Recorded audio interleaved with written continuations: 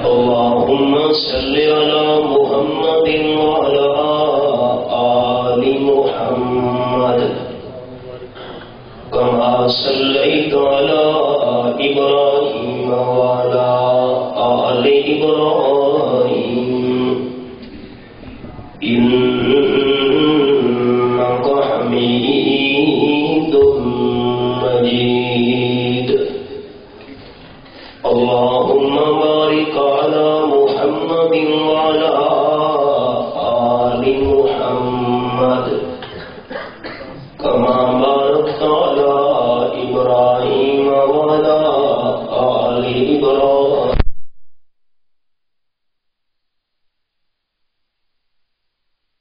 حميد مجيد.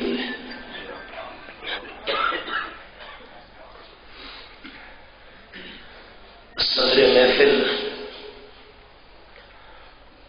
برادر مکرم فصیح اللسان پیکر اخلاص حضرت مولانا علا بخش صدیقی صاحب دامت فیوسهم العالیہ انتہائی زیوکار انقلاب نبوت کانفرنس کے عنوان نال اجدا دینی اجتماع منون ہے. میں چند گزارشات حکم دی تعمیل وچ احباب دے گوش گزار کرنی ہوں. کسی دی ضد ذاتیات یا دشمنی نو سامنے رکھ کے بیان کرنا ساڈا یا ساری جماعت کا مشن نہیں. ماشاءاللہ بے شک. جو کچھ بیان کرنا ہے اس نیت نال کرنا ہے کہ اللہ راضی ہو جائے. تو سارے جماعتی دوستاں نال ساڈا ایک دینی رشتہ ہے. میں اسی دینی تعلق کو مد نظر رکھ کے یہ اپیل کرنی ہے کہ جتنی دیر میرا یا دیگر خطبائے کرام دا درد دل سنو تو سنن دے دوران سارے دوستاں دل چ نیت یہ رکھنی ہے کہ سارے سنن دا مقصد ہے اللہ تو سارے دے راضی ہو جا. چار انداز بیان کرنے سبحان اللہ کہ آپ صلی اللہ علیہ وسلم نے اس دور جاہلیت دے معاشرے دے اندر انقلاب جڑا برپا کیتا اس دے چار اصول کیڑے ہیں. لیکن اس کو پہلے ایک مختصر تمہید ہے. دشمنان اسلام نال مقابلہ ہوئے اور مقابلے تو بعد انہاں دا جڑا مال قبضے وچ آوے اس نو آکھا ویندا ہے مال غنیمت. اور دشمنان اسلام نال مقابلہ نہیں ہویا اور مقابلے تو بغیر جڑا مال مسلماناں دے قبضے وچ آیا ہے اس نو قرآن دی اصطلاح وچ آکھیا ویندا ہے مال فیض. مال غنیمت دی تقسیم دا حکم الگ ہے اور مال فیض دی تقسیم دا حکم الگ ہے. صحابہ کرام دا دشمنان اسلام نال مقابلہ ہویا اور انہاں دا جڑا مال صحابہ کرام دے قبضے وچ آیا تاجدار دو عالم صلی اللہ علیہ وسلم نے اس مال دا ایک ڈھیر لوا چھوڑا. سورۃ الانفال دے اندر اللہ نے مال غنیمت دی تقسیم دا طریقہ بیان فرمایا. اس قرآنی حکم دے مطابق آپ صحابہ کرام دے اندر وہ حصے تقسیم کر رہے ہیں. تقسیم دے دوران آپ صلی اللہ علیہ وسلم نے سوال کیتا بھئی یہ جڑا مال دا ڈھیر لایا گیا ہے اس دے اندر ایک بڑی قیمتی چادر ہے تے چادر نظر نہیں آ رہی. چادر کہڑے پاسے گئی؟ جس ویلے حضور صلی اللہ علیہ وسلم نے چادر دے بارے سوال کیتا تو اس محفل دے اندر صحابہ کرام دے نال نال کچھ او بندے بھی موجود ہیں جنہوں قرآن مجید نے منافقین دی جماعت دے نام نال یاد کیتا ہے۔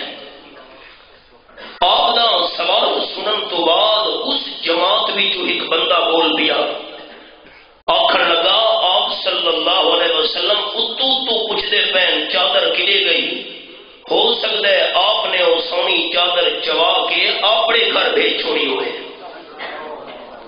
الیاذ باللہ، اے الفاظ اس بندے دی زبان چوں نکلے، تاجدار دو عالم صلی اللہ علیہ وسلم تا صبر کر گئے، لیکن رب ذوالجلال چپ نہ دیا۔ اے آیت قرآن پاک دی نازل ہو گئی، سنو۔ فرمایا اعوذ باللہ من الشیطان الرجیم، بسم اللہ الرحمن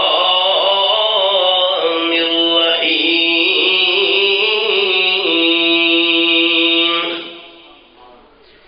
وما كان لنبي ان يغل،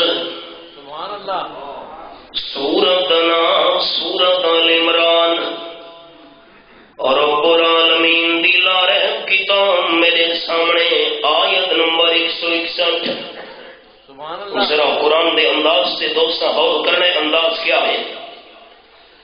الزام لاؤن والے بندے الزام لائے آمنہ دلال صلی اللہ علیہ وسلم تے، ہو سکتا ہے چادر آپ صلی اللہ علیہ وسلم گھر میں چھوڑی ہوئے۔ الزام آمنہ دلال صلی اللہ علیہ وسلم دلائے، اللہ صفائی سوا لکھ نبیوں دی نازل کر چھوڑیے۔ فرمایا وما کان لنبی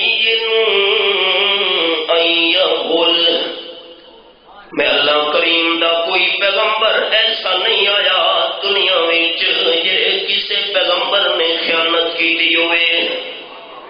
جس ویلے سوا لکھ انبیاء کرام وچوں کوئی پیغمبر خیانت نہیں کر سکتا، تا امام الانبیاء صلی اللہ علیہ وسلم خیانت کیویں کر سکتے؟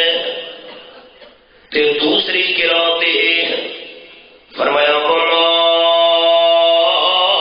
کان لنبی ان یغل، خیانت کرنا تا بات دی گل ہے کائنات والوں۔